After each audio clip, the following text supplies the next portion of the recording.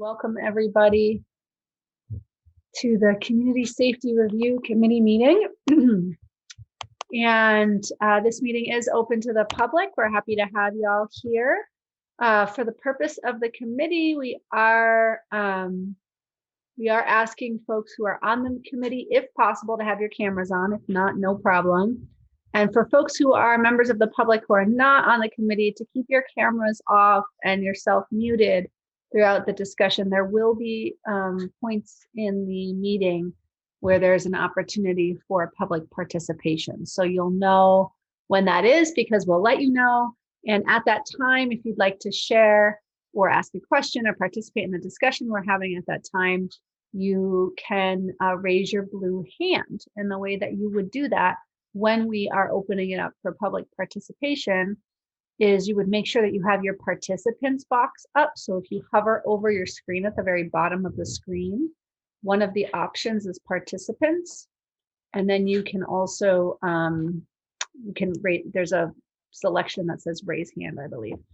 And that will- it's in a different space on your screen, depending on what technology you're using, but it looks like two little people. Thank you for that. Great, so let's get started. It looks like we do have a quorum here with us tonight. We don't have all members tonight, but we do have a quorum here. So we always start our meetings off with introductions of the committee. So committee members, if you can share your name, your pronouns, if you would like, and a visual description, that would be great. I'm happy to start since I'm speaking. I'm Emily Megas Russell. I use she, her pronouns. I'm a person with white skin and I have a black shirt on and long, you know, can't go to the hairdresser during COVID, so long hair these days. And I have this funky lamp situation, fake plant behind me. Yeah, that's me. I can go next. Shay Witzberger, they, them, or she, her pronouns. I am a white person with a gorgeous double chin and long brown braids and overall straps. And the angle of my tablet is always up, so you can see a stovepipe and a ceiling fan behind me only, ever. Take it away, somebody else. I'll go next. I'm Kelsey. I use she, her pronouns. I currently, you can use your imagination, single mom with sick kid, up all night, but we're doing fine. That's it. Hey folks, I'm Kaz DeWolf, they, them, or he, him. White guy with some facial hair and a scruffy hair, black bandana, and a dark colored flannel plaid shirt. I'm in my bedroom with a tapestry thing in the background that's got like parrots on it. Yeah, check. Hi, I'm Laura Stamus. I use she, her pronouns. I am a white woman. I'm also in my bedroom space, which is the quiet space of my house with kiddos here. There's some doors behind me. I'm wearing some earrings that my students said look like big paper clips. And I have brown hair that's like shoulder length.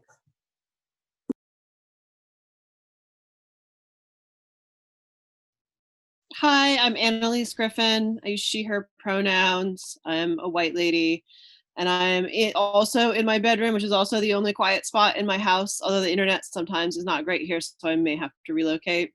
It's like a real balancing act. And I have shoulder length brown hair that is like exactly the same color as the brown sweater I'm wearing, which has a weird sort of giant cat-like effect. I don't know. It's white behind me.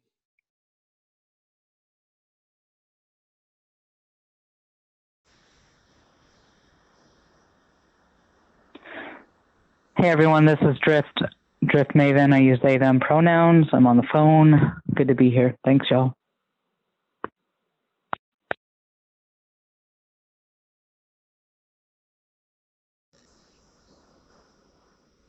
Hi, I'm Bob Ozer. I'm the old white guy, and I've got a flannel shirt. And looks like that Kaz and I went to the same cotier. It was Walmart. It was like an $8 flannel shirt at Walmart. I think this was a gift many, many years ago. Hi, my name's Maya. I use she, her pronouns. I have a very harsh lighting situation going on, and I'm a white person with dark background.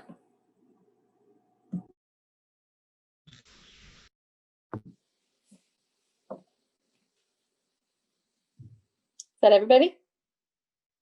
Awesome. Yeah, I think so. Thank y'all. It's like the Vermont question. Where'd you get that flannel? So let's take a moment to ground if you would like to. You can keep your camera on or off. That's up to you. And everyone who's joining us is welcome to join in this activity on your own, in your own space as well, if you would like. Yeah, you don't have to do it, of course. So you're welcome to keep your eyes open or closed. And if your eyes are open, you might just look around and then let your gaze settle somewhere.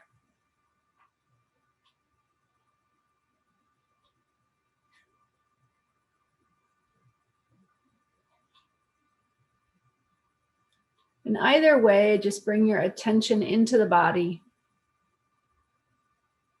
If that feels accessible, if it's too intense or it doesn't feel accessible or safe, then don't do it. Open your eyes and do something else that feels accessible to you today. If it's possible, then bring your gaze into the body and just take a few breaths here to notice what's going on inside of your body and also inside of your mind.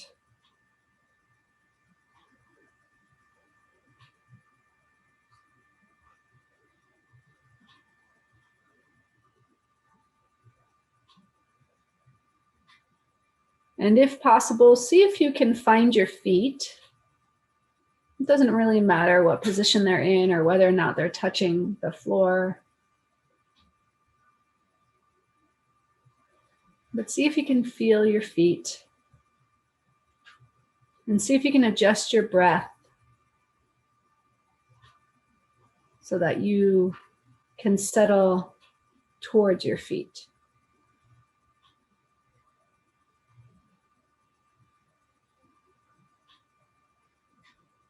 And see if it's possible, even if just for a moment, to rest your mind towards your feet.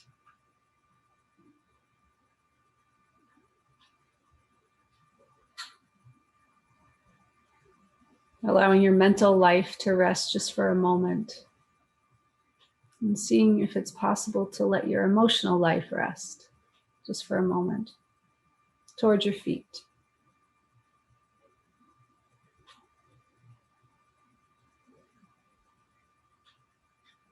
Giving yourself the permission to take these momentary opportunities throughout the day to just settle, let yourself rest. And if you can't, if that's inaccessible, no problem. You'll have many moments to try again. Take another breath here.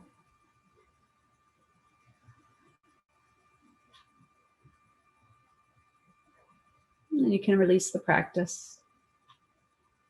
And as you're ready, you can join back in the meeting.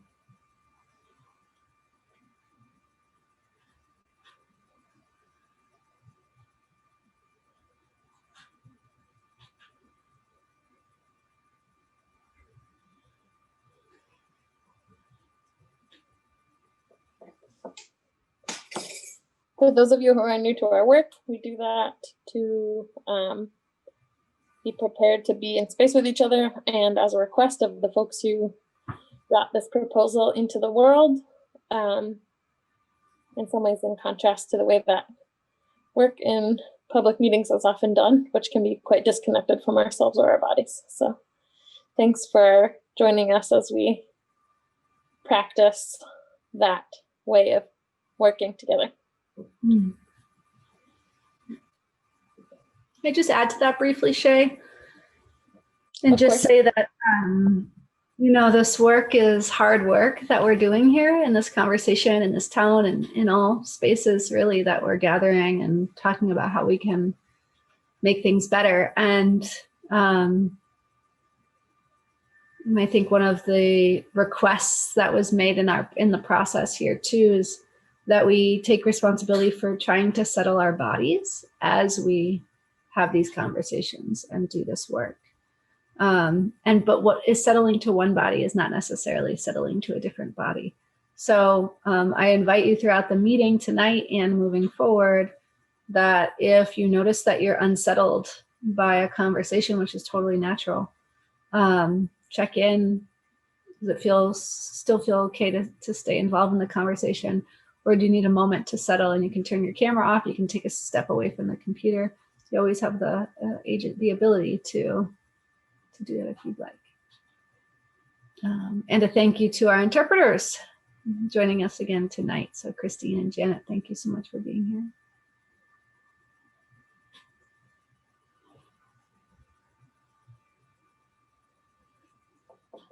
Gonna review our agreements of how we're gonna be in space together and then get to the budget.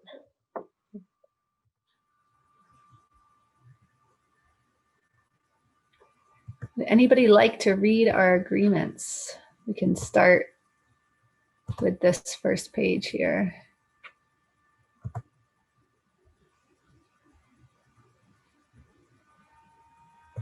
Again, if no one else is. Thanks, Kev. All right, CSRC Agreements. In the process of doing work within the Community Safety Review Committee, we will aim to be curious, acknowledge that we come from different places and different life experiences, center anti-racism as foundational in this process, center anti-oppression, including work to avoid and end racism, sexism, transphobia, and homophobia, ableism, saneism, and all forms of oppression. Sanist oppression can look like pathologizing language, outing people's psychiatric labels, or engaging with people discriminatorily due to their psychiatric labeling or disability. Be kind whenever possible and use respectful language always. Use both and thinking instead of either or thinking whenever possible. Thank you, Kaz. Oh. Should I keep? If you want to, you're on a roll. All right. Use whoa, ouch, oops to pause, acknowledge hurt, and take responsibility. Acknowledge or apologize when we hurt each other, even if we didn't intend harm. Hold space for probable good intentions while acknowledging that intention and impact both do matter. Welcome feedback and accountability from one another enthusiastically and give it generously. Acknowledge the contradictions. Hold a larger vision of big intergenerational world changing work and honor realistically the short time frame and limited scope of this one effort inside of that long arc. Be generous and reverent of people's lived experiences, especially stigmatized experiences like incarceration, arrest, poverty, homelessness, abuse, and addiction. Check our biases individually and together. Work to attune to safety, value the quality of our human experiences together, and aim to make things safer while acknowledging that safety looks different for each person and is never guaranteed. Make change in our community through both the process and the production of outcomes. Hold responsibility of confidentiality with reverence and respect. Informed consent in how information shared is used. Big thanks, Kaz.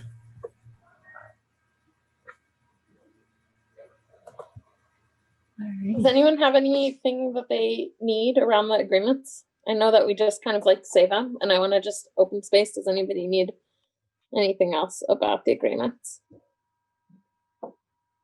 I want to make sure that they're not just, that we don't just go through the motions, but they're actually serving us. Mhm.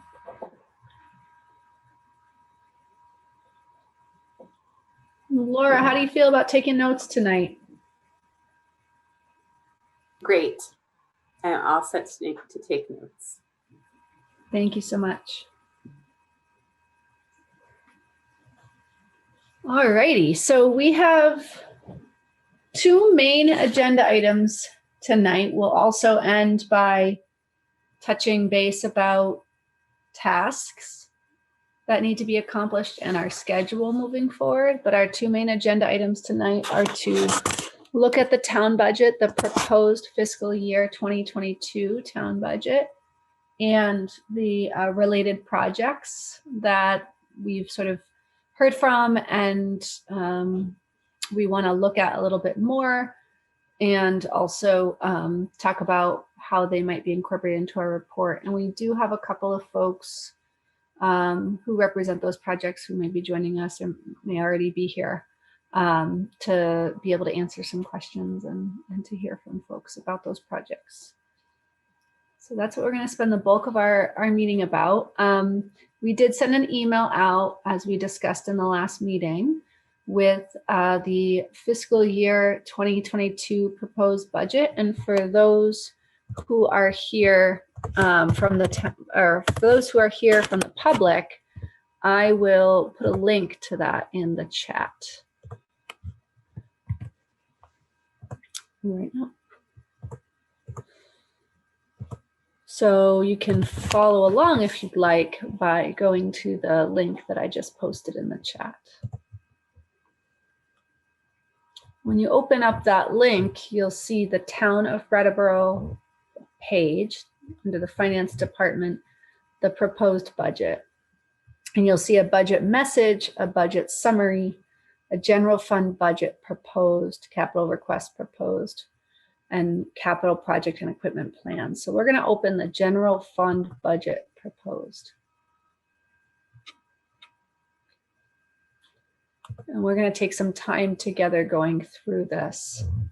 Is there anybody who's on the committee that is not able to pull it up on their own? I'm trying to decide whether or not we want me to screen share it, or how we want to go about looking at it together. Can everyone access it? Great. And Kaz and Drift and Kelsey, are y'all? Yep, I can pull it up. That's fine. Great. Same, I'll pull it up on my other device. Thank you. So I think the first thing that I'd like to do is just do some basic orientation to the budget. We're not going to look too deeply at the town budget, but we are going to spend our time talking a little bit about the police budget. And I imagine we have a range of experience and exposure to budgets in the room. So I am going to do my best from where I sit. I'm not an expert on any level, and I've certainly worked with budgets in the past. So coming from where I sit, I'm going to do my best to orient y'all to what I understand this budget to be. I am not a town employee. I did not participate in the writing of this budget. So, I just want to acknowledge that I'm also orienting to it from the same lens y'all are. And the purpose of What?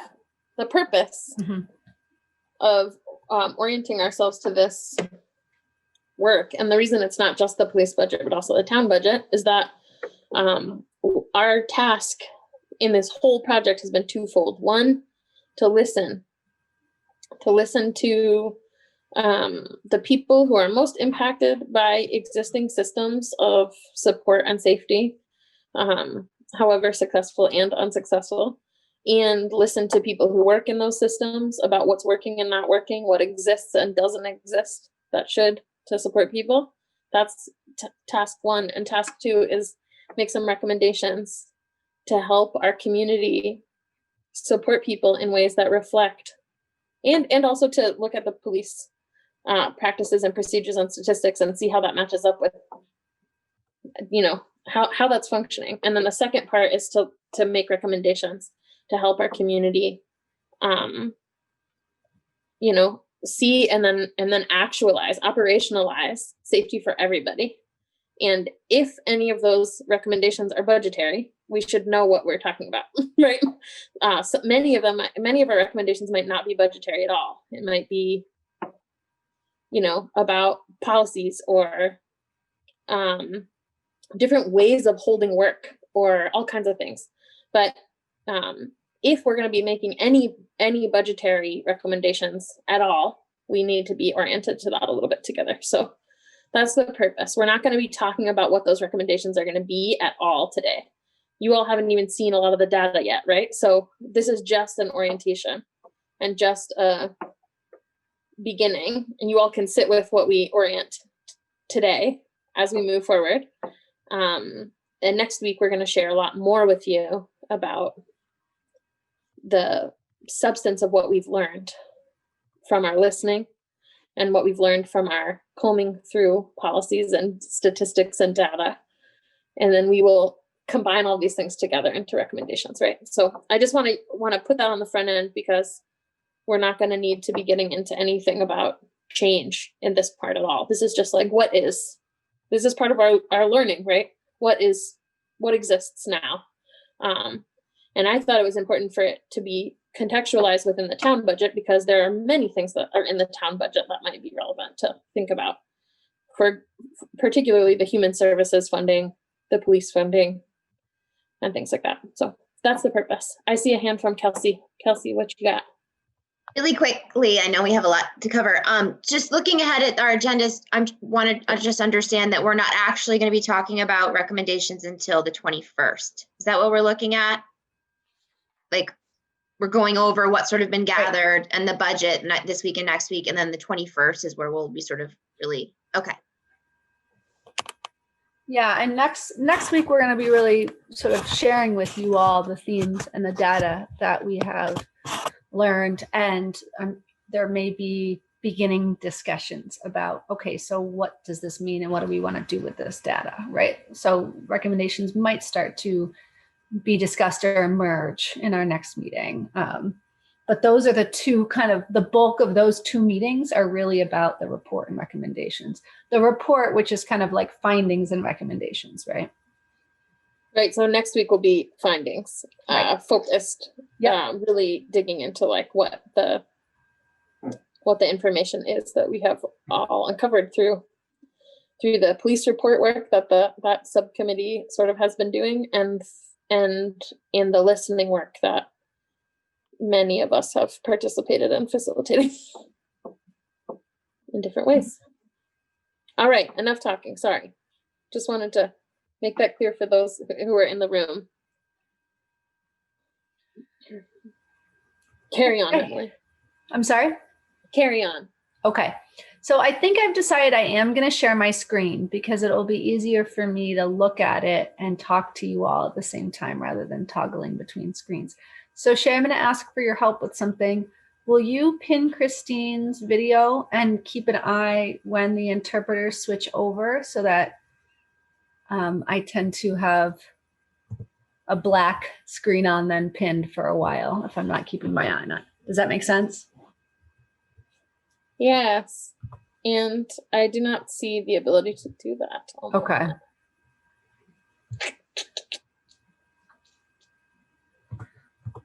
I can do it then.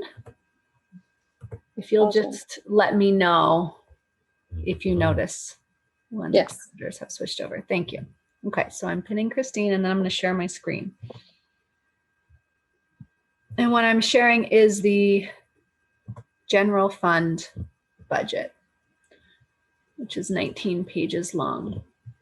So when I share my screen, what I can really see is my screen. And then I see a couple of your videos on the right-hand side. So if anyone has a question, I do think for committee members, if you have a question, ask it as we go. I don't think there's any need to like hold, I'm not presenting this budget to you. I don't think there's any need to hold questions. I think if we're looking at something and you want to ask a question about it right then, feel free to do that. So you can just go ahead and interrupt me. I might not notice that that's what's happening, but I feel very interruptible. Okay. So the first thing I want to say is that FY 2022, what that means is fiscal year 2022, and the town seems to have a July 1st through June 30th fiscal year, which is a common fiscal year, different than a calendar year, which is January through December. So fiscal year 2022 would start July 1st of 2021. And would go until June 30th of 2022. So we are currently in this budget. You can see my cursor as I move it, right? Okay. I apologize. I spotlighted Christine because I was not able to see her. Sorry. I'm sorry. Oh, no problem. No, you're good. I'm working on it. So we are currently in the fiscal year 2021 budget cycle. And I think some context that's important, we've talked about this before, but I wasn't personally at the select board meetings at this time, but I do understand that let me back up for a minute. In Brattleboro, we're the only town left in the state that has a representative town meeting. Yes, I'm going to stop my sharing and then reshare my screen. Is that better? Can we pause on the budget for just a second, Emily? Is this Yeah. true for anyone else? What I can see is the budget and you and not an interpreter. If that's okay, then that's okay and we can move forward. That was the problem that I was trying to solve. Got it. I think that it's, yeah, Christine? I was just going to say, we're going to switch to Janet right now. So if it figure it out, great. Thank you. I will unpin you and Thank pin you. Janet. So my understanding, although I'm new to this situation, the tech thing, is that if we pin the interpreter, the recording will center the interpreter's video and the screen share. Great. So I guess then we need to check in for accessibility reasons. If anyone needs the use of the interpreter during the meeting, that means that you should not be screen sharing because we cannot see the interpreter and I think you could choose what video on your device, you can choose what video you're looking at. Yeah, on mine, if I hit gallery view instead of speaker view, I see like Great. 8 different folks, including Janet. I apologize for the interruption. It's probably because I'm using a janky tablet and not a fancy computer. No problem. No, that's really important information. So I'm glad you paused us. This is the interpreter, and in gallery view, the interpreter may not be large enough for anyone to understand what is being said. Okay, good to know.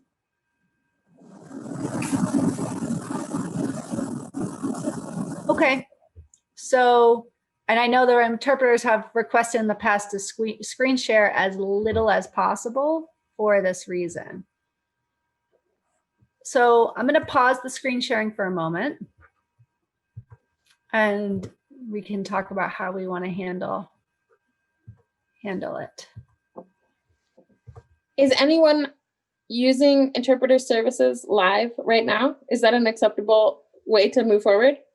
We want it to be there in the recording, but if anyone's needing that right now, then we should not be screen sharing. And if anyone's not, then I think it's okay to continue and pin the interpreter.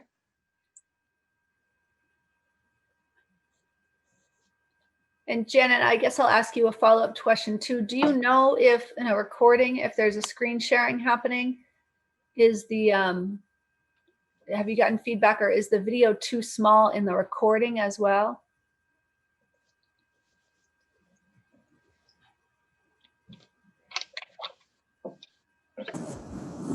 I don't know. I wish I knew and could answer.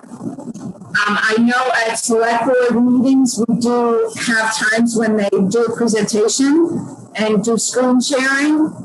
but they have PCTV live. Right. So they can figure out what they need to. Yeah. I wish I knew, but I don't. I don't know if Patrick or Peter are on, because I'm only seeing 4 boxes, but maybe they know the answer. Right. So what I propose, go ahead. No, you go ahead. I was going to say what I'm proposing is that we do a brief screen share to just orient to the budget together. And then when we're dialoguing about it, we can actually just refer to our own copies. Does that feel okay to people? Okay. Great. Thank you. Accessibility is very important, and I'm grateful for slowing down the process to make sure that more people have access to it. Thank you very much. Absolutely. It's very important. Okay, and Gary's saying in the chat that he could see the interpreter while screen sharing. Great. So so Janet is pinned still.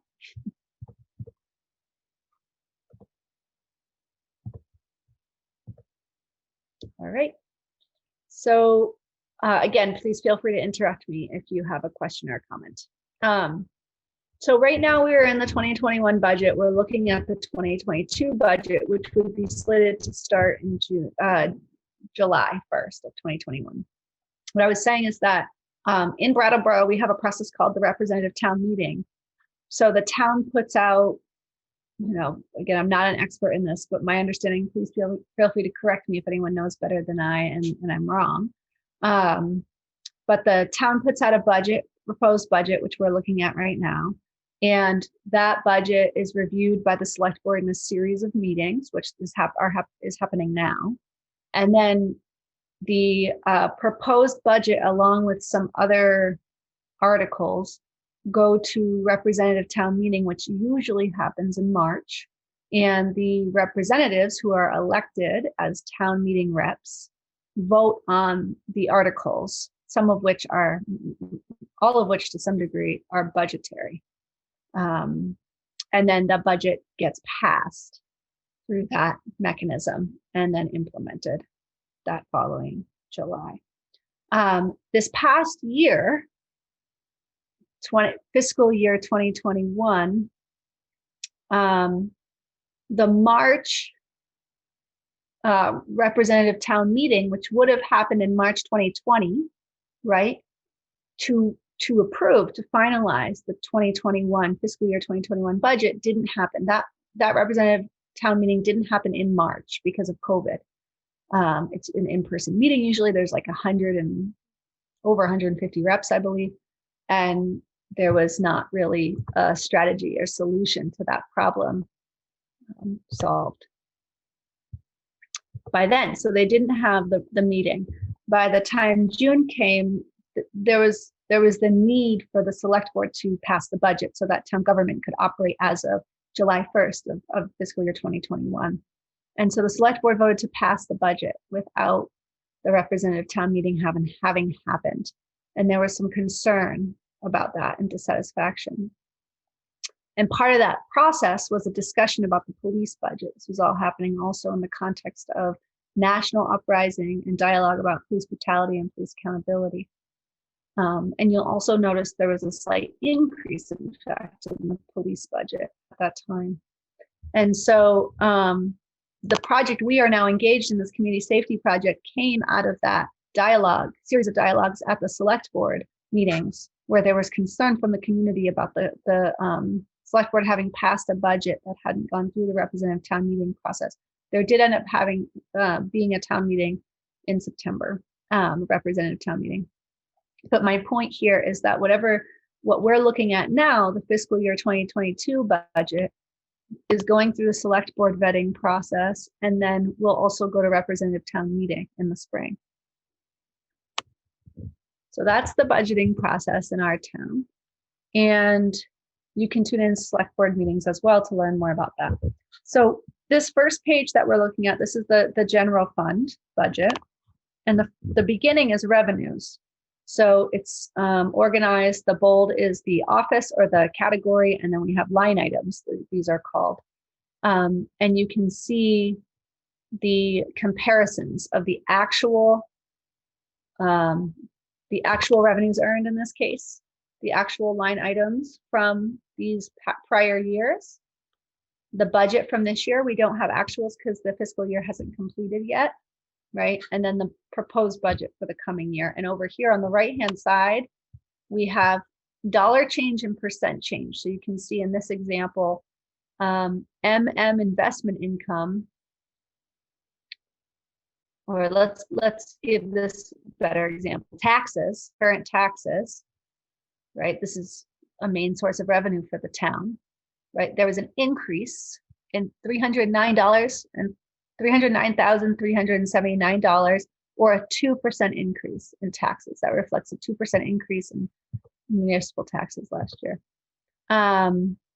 When it's in parentheses, that means it's a decrease, and it's represented by a negative percent change. Okay, and then you have subtotals at the bottom, subtotals of the category, and also of the percent change reflected. And again, a negative is a decrease. Okay, so these are all revenue categories, money earned by the town. You'll see in a moment here, the police does have a few sources of revenue that total $98,000. I think in my calculations, let me just look back to double check. I am going to share some of my preliminary budgetary analysis here. This is, I believe, 0.3% of the budget, but I will double check that.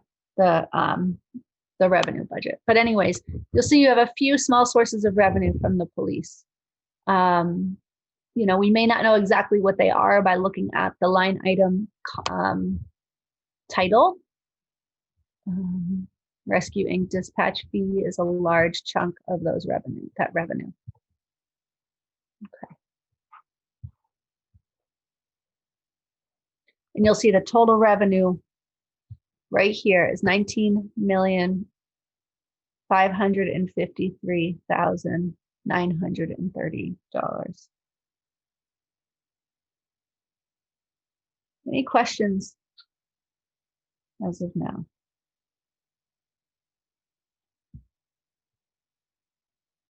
Okay. Expenditures. So these are the expenses for the town. And again, it's by category or department, and then line item underneath. So you have the town manager's office, and there's a whole chunk of this that is the police department. We're going to come back to this. You have the human service budget as well. So these are all of the human service organizations that the town allocates money towards, and you can see what they're proposing for the coming year. And yeah, this was a source of discussion at the last representative town meeting. And there was an advisory amendment to consider increasing the amount of money that gets allocated towards the human services budget. And that's relevant to the work that we are going to be considering as well. So you can see here a list of all the folks that currently, all the organizations that currently receive some funding, or in the past have received funding, or are being proposed, funding is being proposed in fiscal year 22, which is a total of $210,000, which is currently allocated at 1% of the general fund budget. The proposed recommendation at the last representative town meeting was to increase that to 2% of the town budget, so effectively to double it. Shay, did you want to add something here? I wanted to ask you what occurred about that amendment, or where did that piece of the process land in representative town meeting? That amendment. So in representative town meeting, it was a non-binding amendment. And what that means is at the end of representative town meeting, there's a process by which it's kind of like other business in like town meetings. It's a process by which people can bring up whatever. It's actually how Brattleboro, it's how the sustainability coordinator got passed. And it's also how Brattleboro Recognizing Indigenous Peoples Day got passed. amendments. So these were essentially like ideas or advisory amendments generated by the body itself, or representatives, individual representatives that get proposed to the body, to representative town meeting, and then the body votes on the amendment, but it's an advisory amendment, it's non-binding. So because it's not a warrant article that is being voted on, the select board doesn't actually have to agree to the amendment. However, if a non-binding amendment passes in representative town meeting, it's pretty compelling for the select board to have to look at it and consider it. And so again, to reiterate, right now, the Human Services Fund is a 1%, allocated at 1% of the general fund. And the amendment, the non-binding amendment that the RTM body passed was to implore the select board to consider increasing that to a 2% allocation of the budget. Does that make sense to folks? Yeah. Great. Okay. So we can come back to look a little bit deeply at the human services budget if you'd like. I have one more question about that. Scroll down. Yeah. Which is, does that mean that if the select board decided to do that, that would be reflected in the 2022 budget that is here? That's if a they good chose question. to engage with that amendment? It is not doubled, so I'm just no, yeah, it's not. It's increased by 10%. Cool. That's a really good question. I'm gonna stop my screen share. You don't. It's tangential. It's relevant to our work, but it's not the focus of our work. So it's true. I don't know if Bob knows the answer, or Gary. I had a hand up as well. Okay. So I was going to try to say this, but not with a lot of confidence. If a motion is made at representative town meeting to increase or decrease a specific line item, that would be, if it passed, that would be binding. But if in terms of the discussion on the movement of that money up or down, there was conversation about we should hire a sustainability coordinator for that extra money, or we should do less of whatever because that money is decreased. That conversation is non-binding. Then with respect to human services, I believe that discussion was at the end of the meeting in other business about projecting out for the following year. So that's why it was non-binding, because it was under other business. Right. I think that's the distinction. Right, and Shay's question, yeah, Laura, did you have a response? I have a separate question. Okay, and if it's okay, I would like to see if Franz has a blue hand up, and I bet has some information for us on this topic. Franz, do you want to share? And I'll defer to Franz if I got that wrong. Yeah, we have some.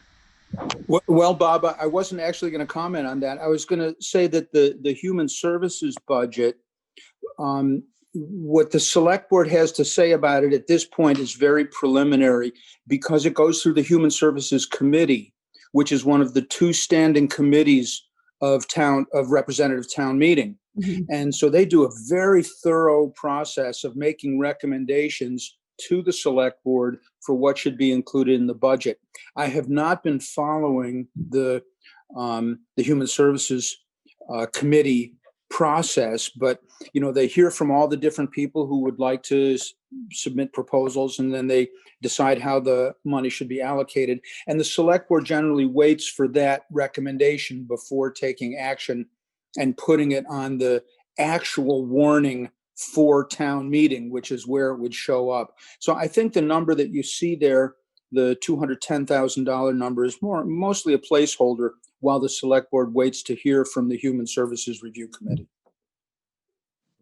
Thank you, Franz. That's helpful. And yeah, I think they use like a standard, because it's 1% of the general fund budget. They're just like calculating that based on that 1% and then waiting for that. But I'm gonna make a note to follow up with the town manager about your question, Shay. When, you know, whatever the select board decided about the non-binding advisory amendment, you know, that would have gotten, you're right that it would have been fiscal year 2022 that we would have seen it reflected. And it still may be, as Franz is saying, that may not be a finalized part of the budget.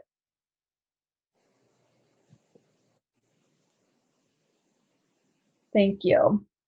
And Laura, did you want to ask your question? Franz answered my question a little bit because it was about how an organization would get into the budget, and if there are organizations that we feel like that we want to recommend get funded, but they're not on that list, what sort of process would that be? Yeah, and that's my understanding is that there's a process through the Human Services Committee that you would go through. Bob, did you have more on that? And I was going to say, I don't know if Gary is on the call, but Gary is on that committee, and I believe they're already reviewing applications. So they're in the midst of the process. I don't know what their deadline was for application. Gary is not only on the call, but in fact has his hand raised right now. Ready to help, as always.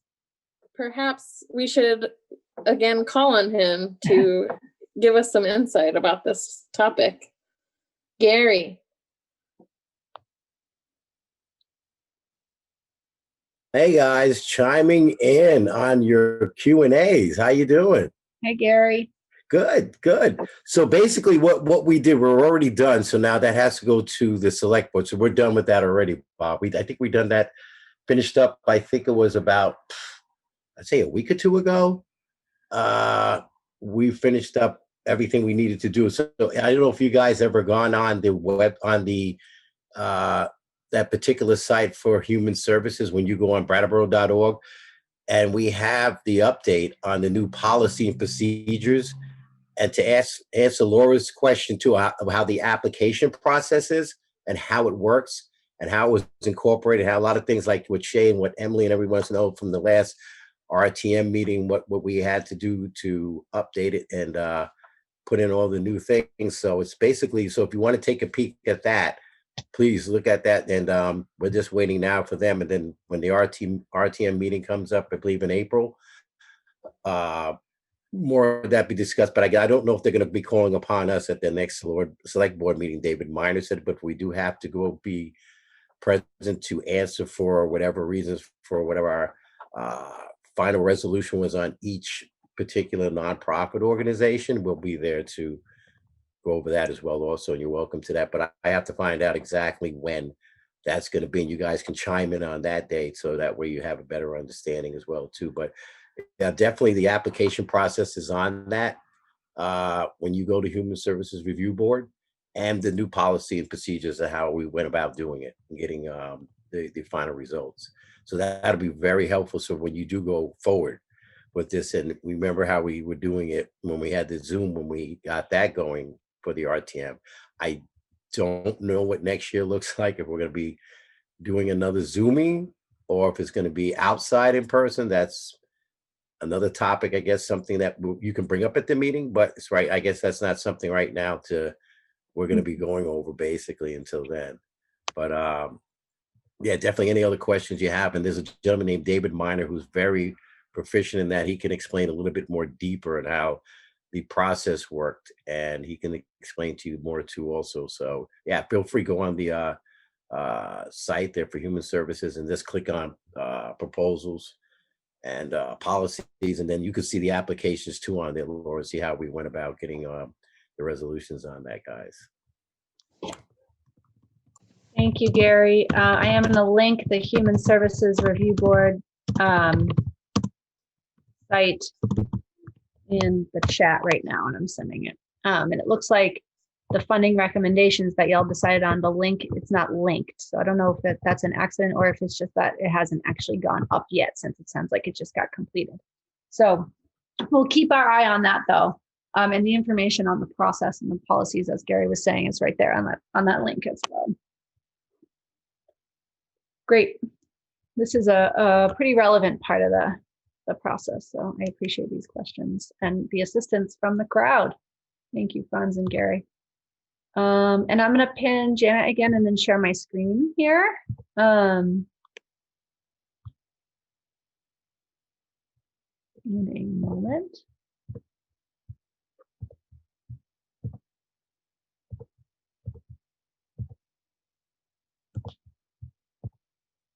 Okay. So if we keep going, we'll see that we have the fire budget. It's on page 12 and 13 for the police budget. Okay. And yeah, we'll just sort of open it up for discussion. We don't necessarily need to go line by line, but we'll see the police budget goes from here, starting with the head salary, the staff salaries, overtime, police outside overtime. I will say that I have an open question to the department what the difference between these two overtime line items are. This educational incentive, I understand there's been a reduction, 29%. I understand that's calculated based on how many officers are currently employed. And so that's just a calculation based on officers employed. And then you have other budget line items here for the department. What I want to give you as a overall budget analysis here, and then we can discuss, okay, is we have the total police budget projected for 2022 is $2,374,580, right? And you'll see this is a 3% increase from our current year, which was also a small was an increase from the year before. It looks like there's a reflected increase in holiday pay. You can see the kind of percentages to look at where those increases might come through. And there's also an increase in salaries, which may reflect a cost of living increase. And I'll come back to the police budget in a moment, but the other thing I want to say is that this $2,374,580, which is the total police budget projected for 2022, is about 12% of the total town budget. So I'm scrolling through the rest of the town budget here to show you the total expenditures. This $19,553,930, right? So remember we said that the $210,000 that's allocated for the Human Services Fund, that's about 1%. That is 1% of the budget. That's how that's calculated. And the police budget is 12% of the town budget. Okay. The last analysis I want to give you here before where I unshare my screen is, so we have dispatch as well, right? Dispatch is $570,460. And that is 2.9% of the town budget, that dispatch. And then the last thing I want to show you here is we have a line item for project care at $16,000. I'm trying to get more information on exactly what that is, that money is used for, what elements of project care that's used for. And we have the bulk of the budget is in staffing, which is pretty average. And so you have the department head salary, the staff salaries, overtime and holiday pay, all of which total 78% of the police budget. So 78% of the police budget, 78% of that $2,374,580 is staff salaries and overtime. I have an overtime analysis from the department. The great bulk of the majority of the overtime use is in shift coverage. And that reflects what the department themselves has said in terms of having a lot of open positions, vacancies that they're having difficulty filling. And so because they have a policy of having a minimum of 3 officers on in every shift, those vacancies are mostly covered by current staff through the use of an overtime function. Okay, so that's kind of my spiel, I guess. I'm going to stop sharing my screen. And I'm happy to answer any questions if I can. We can also discuss. Yeah, Laura. Do you know if there's money in the police budget that goes to the school resource officer, or if that is in the school budget? That is a great question, and I don't know the answer to it, but I will find out. Thanks.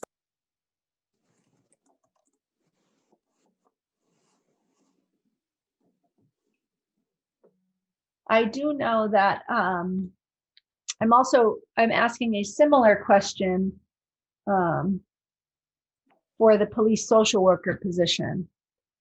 It's yeah. I thought that the BPD school resource officer was not a member of Brattleboro Police Department. I could be wrong, but I feel like it's through the sheriff's office or something else. And again, I could be wrong. That's like can't remember from which source my brain is attempting to call on, but we can definitely follow up on that. My felt memory is that it's separate from this budget. Yeah, that's my. Isn't the social worker funded through HCRS? Yeah, so I was saying that I have a similar question with the social worker position. My understanding is that it's a staff position through HCRS. I don't know if there's any resources that come through the town budget for that position. I don't know if there's any shared costs or any other investment, but I am finding that out as well.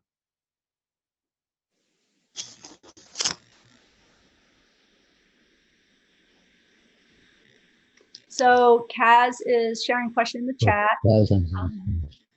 That curious why there was an 11.5% increase from 20 to 2021, a larger jump than other years. Let me look at that.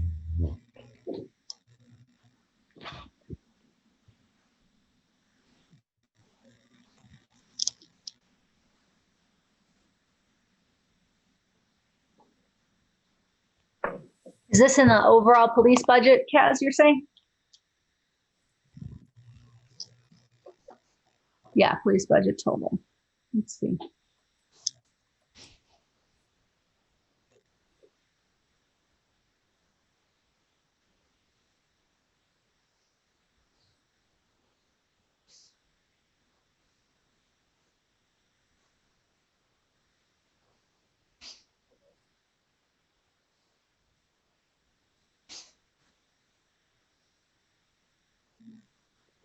Yeah, I'm not sure.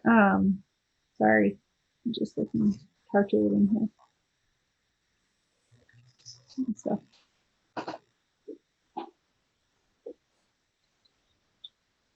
I know what I do know, and that's again something we can ask about.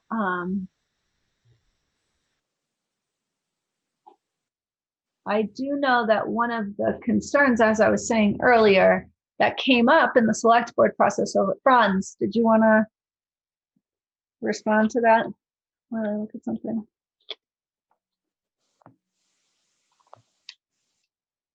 Yes, I don't have a specific numerical answer, but as with most town departments, the budget increases are driven, well, because the budget reflects mostly salary of the people who work in that department, budget increases are driven by salary increases for the most part.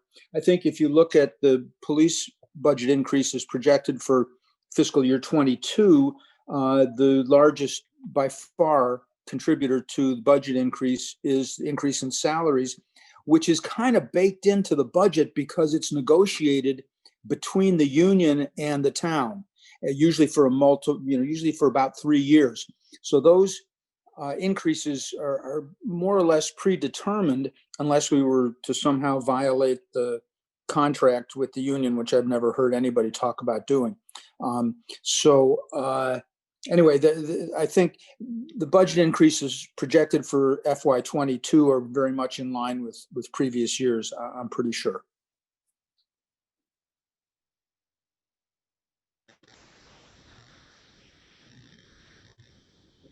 One question that I have would be if there are sources of funding for the BPD that are from like state or federal levels, if anyone's aware of that.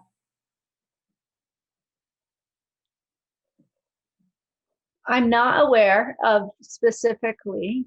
Sorry,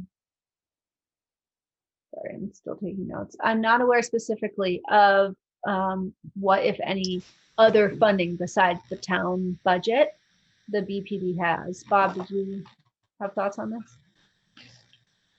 I think recently there was a burn grant, and it was for, I want to say, community policing, and it was not a tremendous amount of money. I can't remember the exact number, but maybe 10,000, somewhere around there. Mm-hmm. The other question, I did have a question too.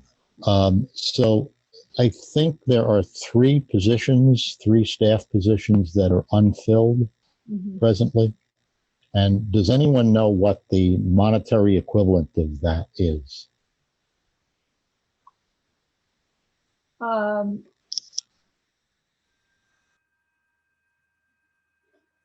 You mean like how much that is, like the equivalent of 3 staff people, how much money that equates to?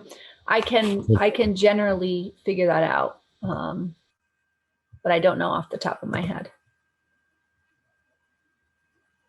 I just want to point out quickly, like, for anyone who doesn't have like grant experience or like budgeting experience like this, just because it does look super stark when you look at the town's police budget versus the town's social services budget. And like, I don't mean to make any judgment calls about like what's right or not right, but if the town is fully funding the police department and is only contributing a tiny fraction of these social services budgets, I just want to point out that there's like lots and lots of funding that comes from state and federal levels for social services. I still think it's out of balance, but just to keep that in mind.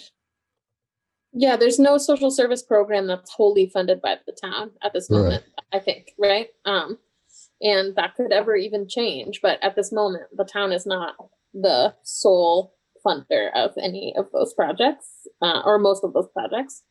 I also wanted to say that Kaz had a question in the chat a couple of moments ago that I don't want to overlook, which is, were there additional personnel added? Yeah, that's a good question. I did just look a little bit at the budget and see that, as Franz was saying, that 11.5% increase is entirely reflected in the salary line. The salary line is 11.5% increase. So clearly it was a salary related increase. Which I will learn more about like what that was in terms, was it additional personnel or what? It could have been that, I'm not even gonna. It could have been a lot of things. Yeah, it could have been a lot of things. So yes, that is on my list. I'm writing down all these questions that we don't have the answers to. That's one of the purposes of this meeting. So back to Bob's question though, about being understaffed and what does that reflect budgetarily? Just to remind me, was your question, did you say 3? For some reason, the number. Well, correct me if I'm wrong, but I think there are 3 positions that are not filled. But yeah, they may be in the process. They may be in the process of being filled. So I'm not too sure if you have any vacant positions, and how many vacant positions are there, and what is the monetary equivalent of that? Yeah. And can I pick up something from something that was said before about the social worker who is assigned to the police? I understand that does come from HCRS, but The little bit of research I've been able to do, mainly through news articles, is that that position also gets funded through grants. So the grants may go through HCRS for the social worker. Yes, that's correct. To answer your other question, and the brief numbers I just did, looking at the pay scale of officers, which is wide, there's a wide scale, finding the average of that pay scale. The average of that pay scale looks like it's about $54,922. I don't know that people are coming in the center of the pay scale. I have no idea where people are coming in at, but that's the average of that pay scale, right? I think you're muted. Yeah, I think it's a little more complicated than that. I think new officers would come in at the bottom. Right. And to average the lieutenant's salary to the patrol officer is not going to work. No, that's not lieutenant. That's just officers. That's not just officers. That's no supervisor. That's just officers. That's police officers. Those seniority issues. The range, yeah. So, but if I just even look at like the police officer 1, like the first, there's academy training and then 1. So that first level, or even if we put them at the training level, I don't know. And then times 3 is 129,666. So at least that much money would reflect free vacancies for new officers. Is that right? And they wouldn't budget for that though. They would budget right. for a fully staffed department because they're hoping to hire a fully staffed department, right? And we don't actually have the 2020 actuals yet because we're still in fiscal year 2020. So that also might reflect the difference between the 2019. No, we're still in 2021. So what you're looking at, that goes back to Kaz's question. The actuals in fiscal year 2020 might reflect understaffing, right? Because that's actual amount of money that was allocated and used under that line item of staffing versus the 2021 budget, I'm so sorry, which is still in budget format. We don't have the actuals. It will probably be less than what's budgeted because the department's been understaffed. And if a officer is covering overtime, that comes out of the overtime budget.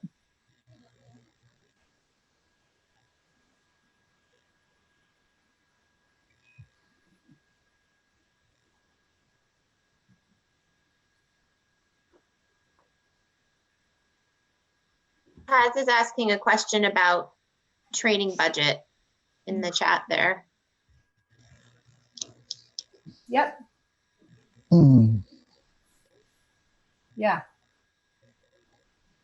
Thanks, Kaz. I will ask about that as well.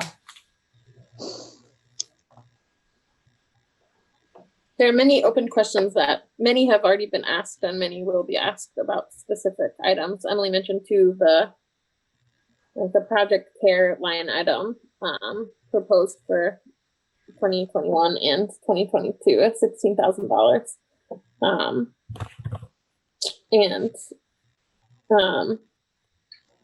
And many other questions are open about specific places in that budget. Yeah, these questions are great. Thank you all for what you're asking. And as Shay said earlier, we really just wanted to have this conversation today so that we move forward with findings and recommendations. We're grounded in our actual town structure and the actual budget that we're looking at for the coming year that has yet to be approved. This budget has yet to be approved. So these are wonderful questions that I will get answers to and bring to our next meeting. Are there any other questions about the budget that folks want to discuss or ask? So this is maybe slightly going beyond the budget, but we started talking about the union contract, which is obvious, but I hadn't thought about that and the way that those play out over a series of years. So you know, salary increases and things like that are going to be written into that, and so the future is written a little bit. But in terms of the idea of a fully staffed department, is that contractual per the union? Like, is there a sort of, you know, is 3 officers on a shift, like that kind of thing? Is that determined by the union, or is that something that there is potential to change? That is a great question, Annalise. We don't know. I do have the union contract and we'll be reviewing it. I haven't done that yet. My sense is that even if we, you know, that there's space to make recommendations about, you know, things like that, you know, the degree to whatever that, you know, the consideration of any implementation of any recommendation that had to do with department size, I imagine would include some union negotiation process as well, right? So, so it is important to note that the police have a union, and that very much is part of the climate and the process. And I don't. There's been no discussion about making any recommendations around, you know, the compensation, and I think that the question you're asking is much more in the scope of what this committee is you know, looking at and discussing in terms of like the infrastructure of the department, right? As a town entity, as a town department, and not necessarily not getting into the details of what has been a negotiation between the town and the union. Yeah.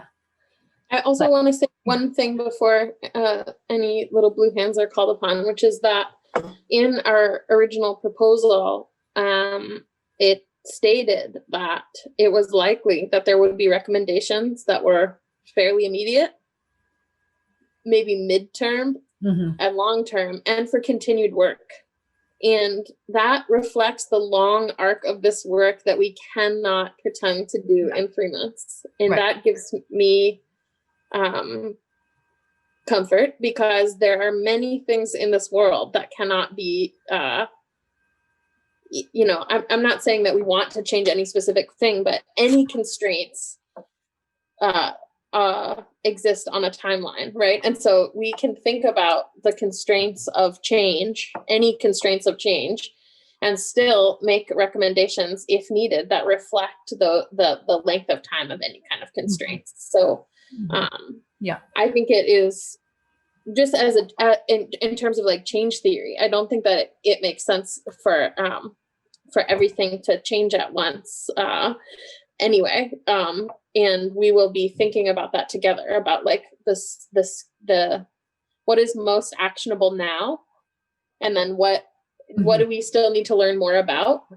Who's next in the relay race? We're going to be passing the baton to someone. I hope this is the next phase of the learning and growth and change that we need to do to be accountable as a community to people's safety, because we haven't solved it all in 3 months, although we've done an incredible amount of labor and good labor and good learning. But there's going to be more work to learn and to do, and there's going to be recommendations, I hope, that are longer term, that reflect something that would be impossible to negotiate immediately. So for me, this again is just like an orientation and a grounding in what is, so that we can think about that. And these questions are brilliant because they allow us to understand what are the constraints and the factors at play, and then how can we like support the community's safety given what is. We have 2 questions on the table, or a question and a hand. Kaz's question is, what is VIBRS/VLETS?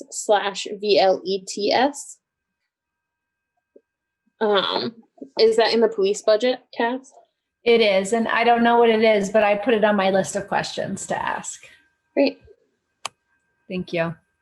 The police have been incredibly quickly responsive to our questions so far, so we will definitely have answers to quite a lot, if not all of these things for you all next week. Yes. Should we take a moment of public comment and then a break and then move along? Yes, please. Great. Public, this is a moment where we welcome your brilliance. We have one hand on the stack already. which is Gary's hand. Surprise, surprise. Gary, would you like to share something with us? Well, I have to say, Shay and Em, you pretty much summarized it and answered the question I was about to say. You guys must be Vulcans. I don't know. You used a Vulcan mind meld or something, or a Jedi mind. But some of the questions I highly suggest to save those for when we have the select board meeting about presenting the final draft of what we did for the Human Services Review Board. But I said the bulk of the questions that you did have for the RTM, and then what you were saying, Shay, too, things that we agreed on at the last RTM, and there's always room for improvement, as they always say. We can bring up and about with that. But yeah, definitely, Kaz, save those questions. Those are very good questions. So I guess district leaders, we need to save what we have and Emily has and bring that up at the next RTM, because I don't think that one with the select board is going to be long enough to really expound more on most of them that they were asking. But the bulk would be more probably when we have the RTM, the questions, the Q&As for the police budget. And for a couple of other resources centers that are out there too. But definitely, I mean, that's highly recommended. I give you guys kudos for finding that particular solution, because that's going to be coming up really soon. And once I find out when select board is holding that meeting for the budget, I'll definitely send it to your Proton.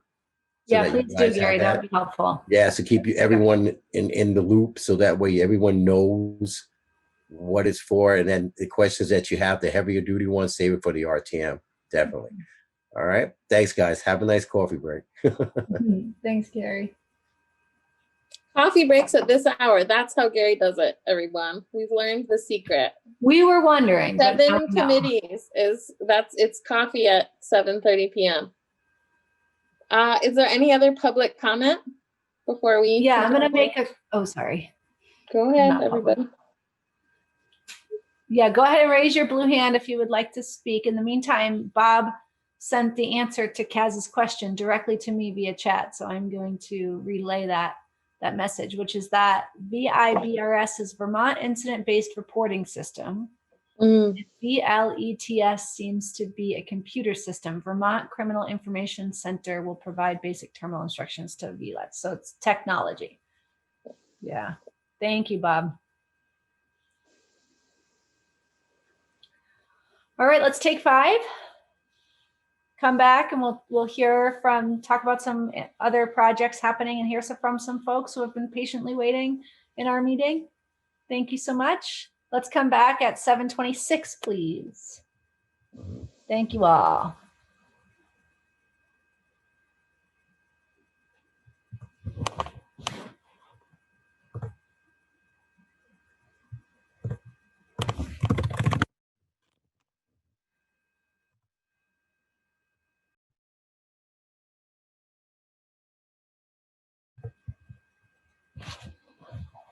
All righty, welcome back, folks. I'd just like to report that during the break, I got a negative COVID test result in my email, which is very exciting. And for those of you who don't know, BMH is now doing very easy to access and free COVID testing very often, weekdays and weekends. So, all righty. Moving on, we have just a little bit of time left to hear from some really important projects that are happening in our community. And Shay, do you want to walk us through? Yeah, I can say a little bit. You all decided last time that, a full presentation from each project might not be the most, it might not be possible given the amount of time that we have. And also, I see that some of the people are in the space that, are leading or participating in some of these projects. So I think it would be helpful to just go over what projects we're talking about briefly. We've given you all materials about them.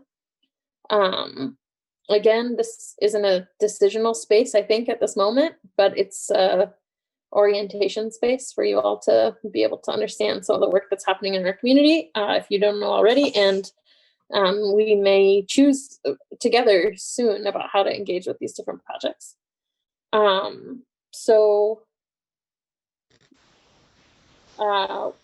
One project that's happening in the community is Migrant Justice and the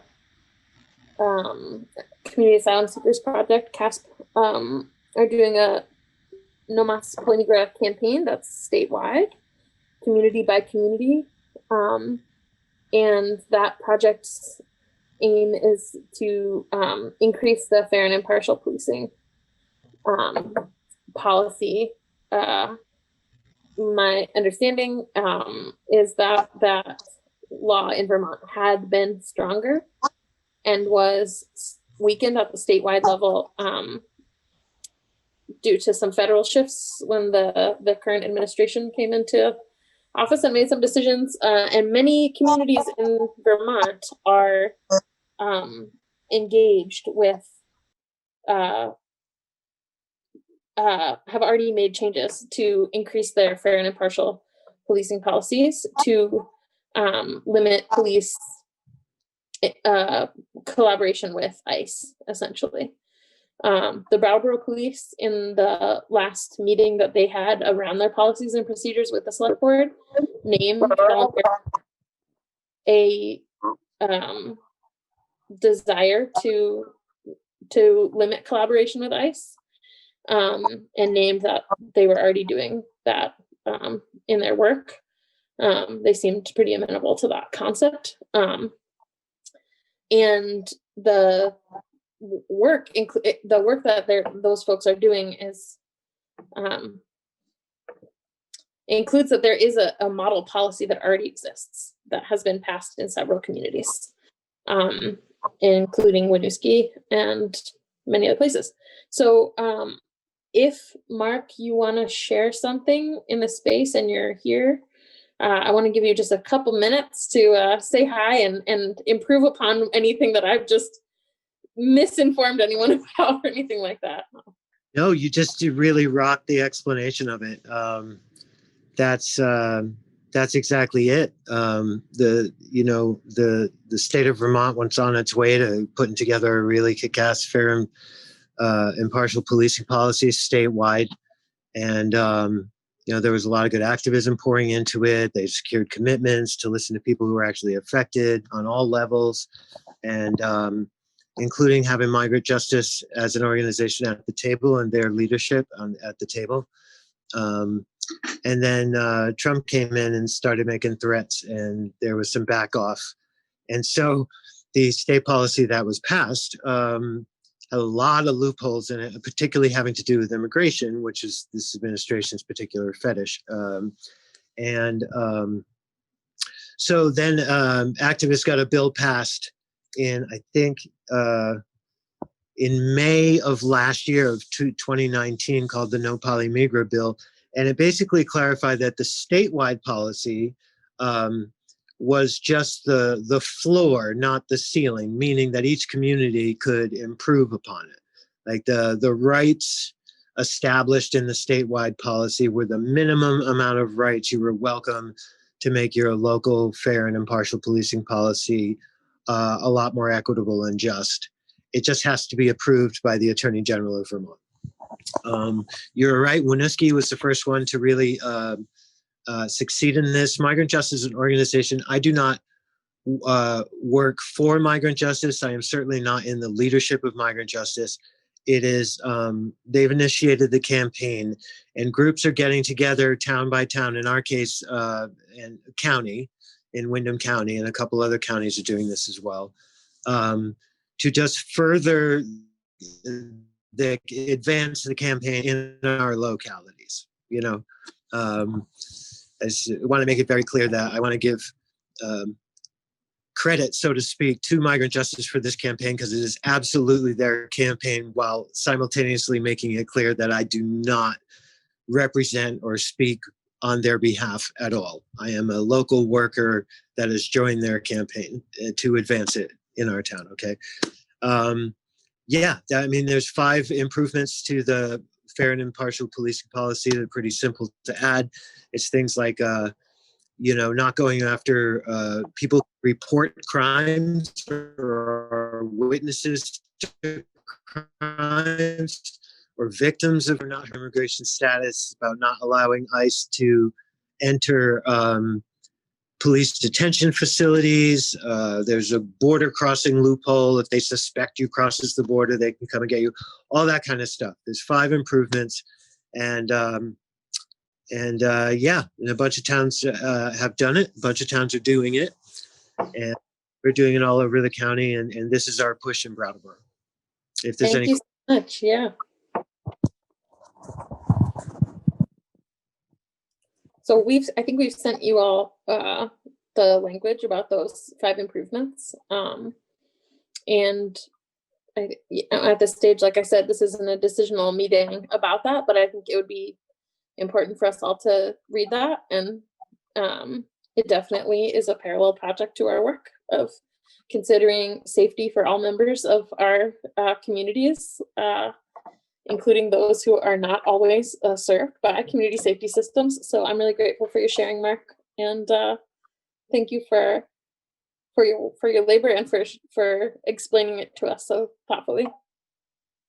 I just want to quickly say, I know it's not the time to really hash it out, but I've read it thoroughly and done some other research, and it's fantastic work and super important. And I really hope that I personally really hope we can help support it in this process. Awesome. Thanks, Kelsey.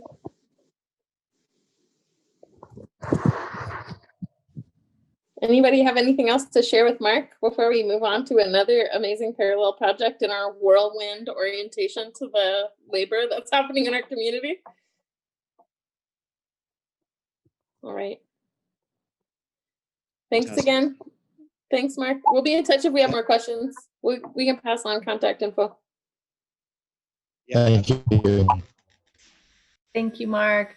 Shay, I have a follow-up question. I know we sent the attachments that were sent to us on this that are publicly available, so I know we could have sent them. Is there, do we need to share them in this meeting or like direct people to where they're available or not? You mean like legally? Yeah, like, I mean, I just mean not legally, but like just for informing folks of these improvements or the proposal that y'all are making. Or Mark, is there a place that it's publicly available, the proposed changes to the policy that you're making? Do you know? We haven't set up our own. Migrant Justice may have it on the page, but okay. I'll look for a link and link it. Yeah, please do that. There is a slideshow that's Google Docs that's accessible, and I can send you the link for that, and you can share that as publicly as you want. Run through a good. Thank you. Just want to say too, I mean, it seems to me like a no-brainer. If Vermont was already in support of this movement and moving in that direction, and then it was dialed back on the federal level, if Vermonters have the ability to make this change, that's kind of already the direction we were going in. So, yeah.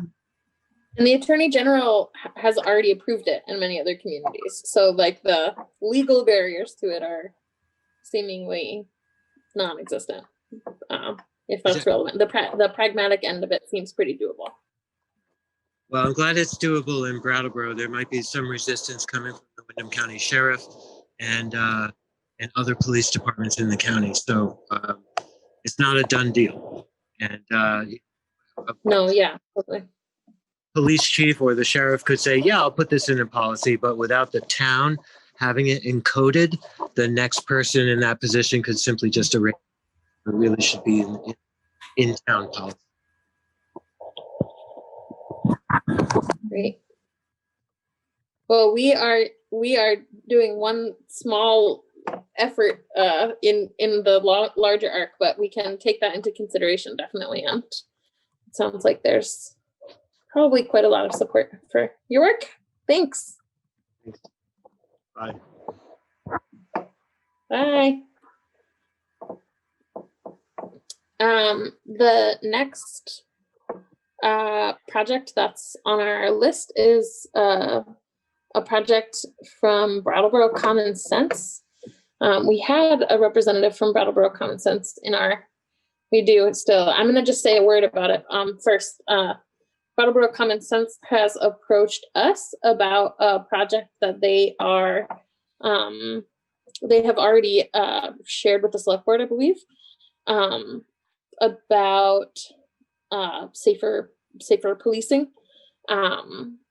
And that includes a few recommendations, the most salient of which is to have officers be disarmed during certain parts of their labor while doing community policing, or to do a trial program essentially where officers do a certain amount of time of being in community without being armed, or having and then in other times having their weapon be sort of covered by a canvas flap or something. And they have lots of research and data, especially from other parts of the world, about places where policing happens differently, that we've shared with you all. And have talked about the sort of like cyclical escalation effect of the nervousness that weapons bring into certain kinds of situations. That a person is afraid of the weapon, then the police is afraid of the fear, and then that can, become more escalated. What else should I share about that, if anything, or should we give Hannah a couple of minutes to just share? Yeah, Hannah, I think that you're still in the space. Do you wanna share for just a moment about that project? Yeah. Hey. Hi, Shay. Hi, and Emily, and everyone else. I also have Adam Marchesso here with me, who's another BCS researcher who's worked on the project, who I think Shay and I have spoken with him. How's it going, everybody? Yes, so grateful to see you all again. I've shared what you have shared with me with the committee in terms of the documentation and the mapping of your proposal. Is there anything that you want to share that's really brief about your work? Absolutely. Do you mind if I start? Yeah, go ahead. Just to start, I'd like to say that the term disarmed can be a bit of a misnomer. What we are seeking is to have firearms that officers carry on their hips removed from most patrol officers, at least during routine patrols. That can be accomplished in a number of ways, and we've looked at a lot of international examples. It's the interpreter, and it's hard for me to understand the presenter. Yeah. Come closer to the screen, maybe. Thanks. Sorry about that. We also often have this one problem on our computers where they automatically adjust the sound quality in a kind of detrimental way. Can you hear me a little better? A little louder still, if you can. Even closer. Yeah. They hug the mic, as they say in the dead industry of live music that I once loved and participated in. I'm just trying not to create a bunch of feedback on everybody else's end if I can avoid it. But that's going through well. Is that better? Okay. So what I was saying was just that the term disarmed can be a bit of a misnomer in this project. What we are seeking is to remove firearms from the hips of most officers on routine patrols and reserve firearms for the more specialized role that we think they naturally fill. We don't see any particular need for a firearm, either for defensive or offensive capacity, to be on the hip and at a moment's access for most officers in the line of duty. Our project has researched that topic and sought to find the best examples internationally of countries that have sought to do the same thing, not have officers wear firearms in all cases. Countries like Ireland, the United Kingdom, and New Zealand, just to name a few. We also actually have one of BCS's consultants, retired Scottish Constable Graham Donald, in audience of this committee session as well. And we would love to have him speak on a little of their time as well, and his own experience as an officer who did not carry a firearm in the field. I don't think I have much more to add. I feel like Graham might want to add something. I don't know if you guys have time, but he could really speak to what non-routinely firearm officers might look like. Sure. We have a very limited time, but like a couple minutes would be fine. I would really like to hear if Graham wants to share. Great. Thank you all so much. Of course. We would also be happy for the record to answer any questions that anybody has about the project. There's a lot of material that we could get into, but if anybody has any specific concerns or questions. And a lot of this is on our website too. Could we allow Graham a moment to speak before that, if he's available? Committee members? Awesome. Hello, can you hear me? This is Graham speaking. We can hear you. I'm a Scottish officer, so I hope you understand the Scottish accent. Is it coming across clearly? Yes. Yeah. Hi. And thanks very much for the opportunity to speak. I've been looking forward to this for some time. I will be brief about this.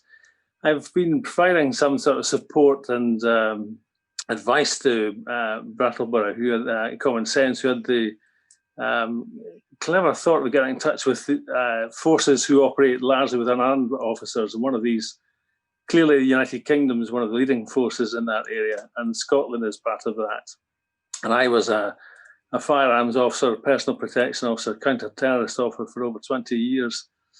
Also a commanding officer for firearms incidents. So I've been involved in quite a number of incidents as a participant with a firearm and as a commanding officer. And I have to say, I think it's a very brave and sensible approach. What Brattleboro Common Sense are proposing is absolutely achievable. I have no doubt about that.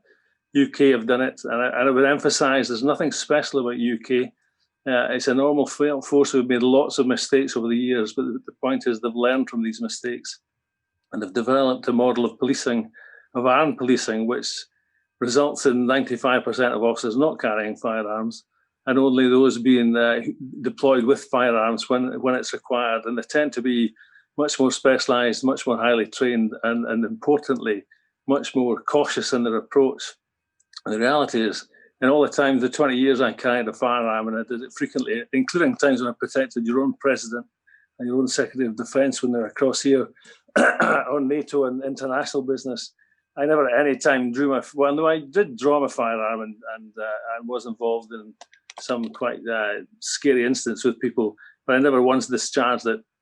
I was arrested. I arrested at least 4 people and disarmed them without resort to use of a firearm. It's perfectly feasible. It relies on good training. It relies on good laws and regulations. I'm quite concerned. I mean, I'm a bit naive in relation to the way I've worked with Secret Service and other law enforcement agencies in the United States. Very good professional individuals did a very good job. But recent news reports of some of the shootings that have happened, especially that Black Lives Matter have been complaining about recently, absolutely correct. They were horrific, would never happen over here. And if they did, people would be in prison now waiting trial. It's as bad as that. And the impression I get is its lack of training. I don't entirely support all of the proposals from Brattleboro Common Sense about how to achieve this. I think that needs a bit of work. But I think what they're doing is a very useful and potentially very important project. I think I've read up about Brattleboro Police Department. It seems a very professional, well set up police department, to be frank. I have no concerns about them. And it seems like a good place where you could start a project just with gentle steps to introduce some changes that would allow you to achieve unarmed policing over time quite successfully. So I take any questions. I know you want us to be brief. Any questions you have, I'll be happy to answer. I have just a really quick question. I'm just thinking about sort of anticipating the opposition here in this area around this project. And I don't know the numbers exactly, but my understanding is that guns per capita here are quite a bit higher, right, than where you are. And I know in Vermont, although we're small, we have a very high gun per capita. So just wondering about thoughts about that, because I imagine that conversation would come up in the debate around, you know, the necessity for police officers being armed. Absolutely, Kelsey. That's a very good point. And I've given some advice to BCS about this in relation to that. I think it's going to be very challenging. One, there's a culture where police officers rely on guns. If they've carried guns as a matter of course for the last several decades, it'd be very difficult for them to relinquish those. And actually, I wouldn't necessarily say that you could achieve that in the near future. I've read the statistics about 310 million firearms available in the States. Your licensing laws and your laws controlling that seem very, very lax. We have much more strenuous laws over here. But I don't think that stops you from beginning a project which reduces the number of times these firearms officers are deployed. But also, we have every time there's a firearms incident where an officer thinks they have to draw and use their weapon, someone like me would sit and command that incident from the minute it started. They'd be working to a set process with set tactics. They would know exactly what they're allowed to do and what they're not allowed to do. And it actually supports the officers. I mean, I did that job for 20 years as a firearms officer, and it's for 5 or 6 years as a firearms commander. And it can be fairly scary and demanding, but I also felt very comfortable doing the job, both as a firearms officer and as a commander, because we worked to very set processes which worked very well. And I think that's the learning that could be achieved. I don't see any reason why not, but it will be challenging. And I've said to BCS, anyone involved in this and proposing this would have to be prepared for these challenges. But I could answer lots of questions put to me by those who are concerned right now and give them examples of what we dealt with. And please don't think Britain is a quiet rural country. I've had guns and knives and bombs that I've dealt with. I've been assaulted. Every police officer has been threatened with their lives in Britain. It can be a very violent place, and frequently is, especially in the larger cities. And we turn out firearms officers very regularly. Dundee, where I worked in Tayside, is fairly similar to Vermont. It's a semi-rural place with some large towns and cities in it. And largely law-abiding, but we had firearms incidents every day of the week. It doesn't have to be a firearm; it could be any lethal weapon or any use of lethal force. So I could certainly answer these questions at this moment if it was put to me, how you can deal with that safely and securely without resorting to firearms. And perhaps in the interest of time, I might ask that I give at least Brattleboro Common Sense's contact information and potentially yours as well, Graham, if you consent to the committee for further questions, because we have just a few minutes left and 2 other very also important efforts to say hello to. Is that acceptable to folks? You get my contact details from Adam, and I'm happy to speak to anyone who needs to speak to me. Thank you so much for your labor, all of you. No, thanks for your invite. Thanks for your time. Yeah, thank you so much for joining us.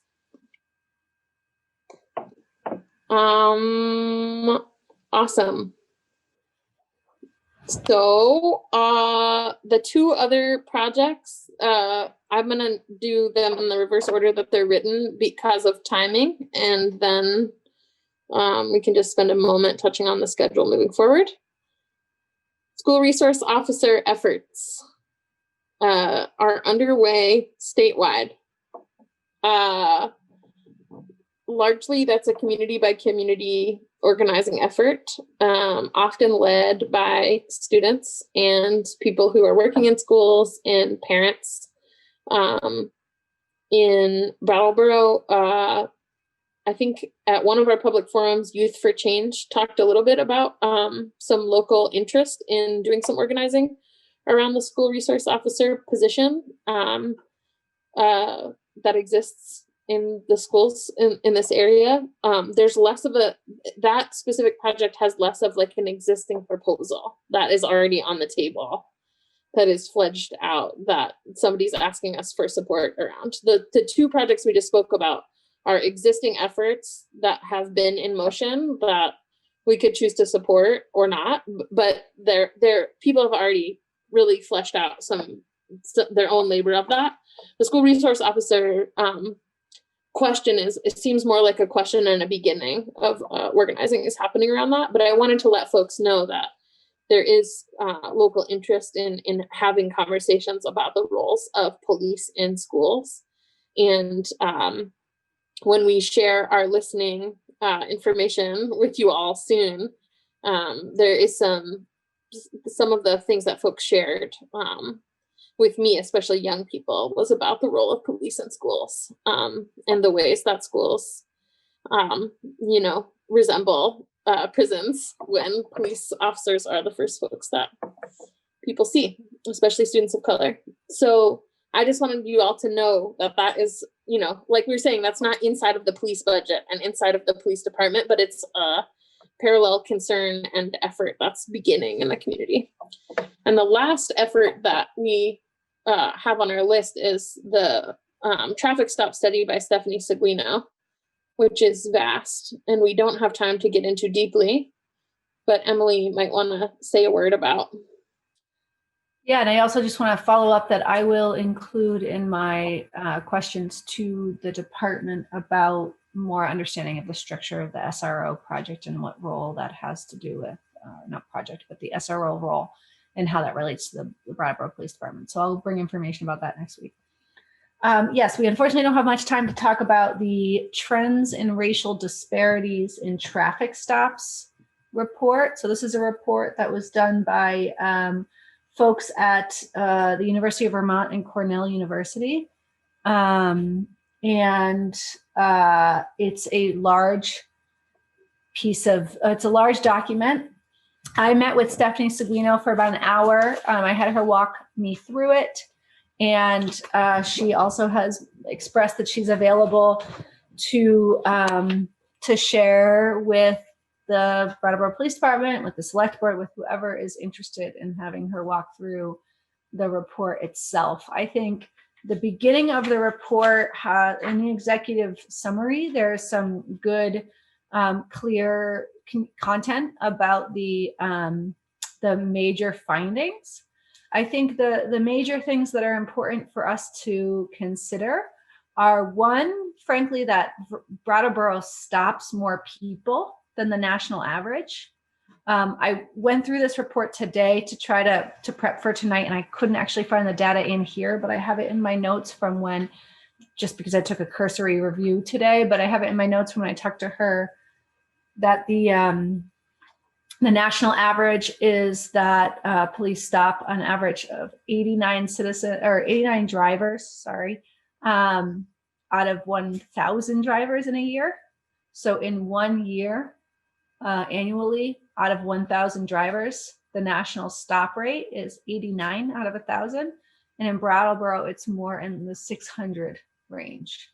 So there's a much larger percentage of drivers who are stopped, just a much larger rate of stopping people in the first place. That was found in the study. But then she looks, or the study looks at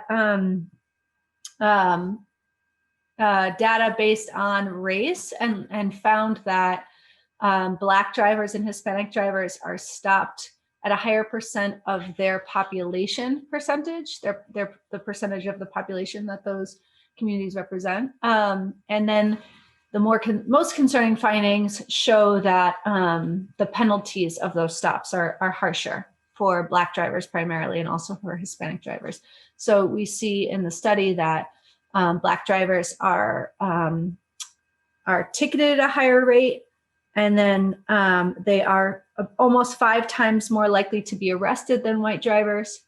And they are more than 9 times more likely to be searched than white drivers. And a really important note on the study too is that the expectation would be a higher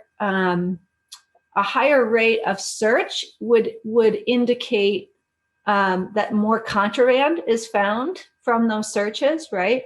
That they're effective in some way. And the data shows that Black drivers are in fact 30% less likely to have contraband once searched than white drivers. And so this study opens up big questions about racial bias in traffic stopping. It's, not necessarily answering those questions, right? But it is opening up some big questions about the why in regards to why certain people are stopped more than other people, and then why the penalties are harsher when in fact the hit rate, which is when a search actually results in confiscated contraband, the hit rate is quite low. It brings questions about effectiveness of this intervention, and also harm that is caused when folks are brought through this process. And that harm is reflected in our listening themes as well. That and it's not I don't want to like leak too much before we share our results with you all, but in public forums, people have shared that every time that somebody is bringing a Black partner to the state, they're stopped every time. Or people are, especially Black people are feeling like there is a disparity between the amount that they are stopped and their friends are stopped, or things like that. So that's absolutely been confirmed by our listening, those also anecdotally. So that's also information for us to be engaging with. And if you have time to be looking into some of these projects before we're going into the next phase, any of you as reading, that would be really helpful. I think if you don't, that's okay. We're gonna walk through it together, but any amount that you have time to look into Brattleboro Common Sense and the No Mas Polimigra campaign and at this study will support us in figuring out how do we engage with these projects also. In the chat, we have a couple of things. Hannah has a comment that is about the rate of firearm ownership. And Drifts wanted to say before the meeting closed that they're grateful for the labor and resources given for folks showing up to presentations on ongoing campaigns around these community-driven efforts, as well as the data and research, which will inform our work. Hannah's comment, I don't know if the committee can see it, says a follow-up about Kelsey's concern about the rate of firearm ownership in the US versus other countries with less. That's been a concern of theirs as well, but they have answered in the following ways. While the rate of firearm ownership in the US is higher per capita, the percentage of households with a gun has actually fallen in the US since the 70s. The houses that do own guns simply own more of them. This is not far out of line with the rate of gun ownership in New Zealand, a country which routinely keeps police firearms locked in the squad car instead of on the officer's hip. 2, an average civilian firearm represents a smaller threat to police officers in the US than in countries with lower rates of civilian firearm ownership. The likelihood of a firearm being used to carry out violence in the UK is roughly 50% higher than it is in the US on the level of individual firearms. Violence per gun is higher elsewhere, is the stat, I think. So if you have questions for any of these folks, we can follow up. It is 8:01. I want to respect folks' time. The upcoming schedule is the last moment, I think, of the agenda. Next week, we will be discussing these emerging themes and review the data that as it's being produced, as we're, Emily has done an amazing, thorough job of the police review. And we're pulling that all together now so we can share that with you next week. I am compiling the results of our survey, which closes today. Last chance, the survey is done today. And we'll be giving that to you all next week. We'll be talking about the ecosystem map more next week, and I'll be soliciting your support in what to put there, and I will be making that. We'll do a review the next week of what Emily and I come up with after we discuss those findings with you all and talk about recommendations, and then we will be done at the end of the month. So that's what's coming up. Does anyone have a brief comment? Add, Jay, that I will be meeting with Gary from the CPCC this week with Shay, and I'll be reaching out to the committee reps who are interested in that as well to share that information. And then there's a CPCC meeting on December 28th that I will be attending, and others can attend as well. But it is in conflict with this meeting time, so we'll have to be flexible about that. Yeah. I have a quick question. When the select board was working with the town manager talking about the schedule for this budget season, the select board one of the select board members did ask, would there be a time that the committee would be joining them for a meeting, a special meeting, I imagine. And Peter sort of indicated that he didn't think we would have time in December, but maybe that would happen in January. I just was wondering if you've heard anything about that, if the select board is going to invite us, or if anything at all. I think that it's most appropriate to do that in January because we're going to be delivering our report to them on December 31st. It makes sense to me to then show them what we've told them. And I requested a little cheekily a special meeting with them at the special meeting with the police with a wink that I think that this work should not be valued as an equal two halves of a whole with the police routine sharing about their policies and procedures. We've done an enormous amount of research and learning, and it's very timely and important to listen to the community about policing and not only the police about policing. So I think that we will request a special meeting if one is not requested of us. I think because it makes sense to be able to walk everyone through what we've been working on and proposing. Mm-hmm. That's my feeling. But I am one of many, so I'm open to others. Yeah, and maybe we can put that on our agenda too for next week to talk about how the committee wants to ask the select board to, maybe what we want to request or recommend in terms of how we present the findings to them. Great. We'll get the report, but how, our presence in discussing it. It might be more appropriate for the agenda of the 21st, but we can talk about it. Yeah. Awesome. I think we should close to respect everyone's time. We're 5 minutes over. Thank you all for joining and for your great questions and considerations. And thank you to those who joined us. Thank you so much to those who joined us. And we will be sending your contact info in our follow-up email to the committee. With our, next steps, we'll put the contact info for the folks who joined us today. So if you have follow-up questions for them individually, please feel free. We're so grateful for your time. Thank you. Thank you all. Have a good night. Good night. Bye.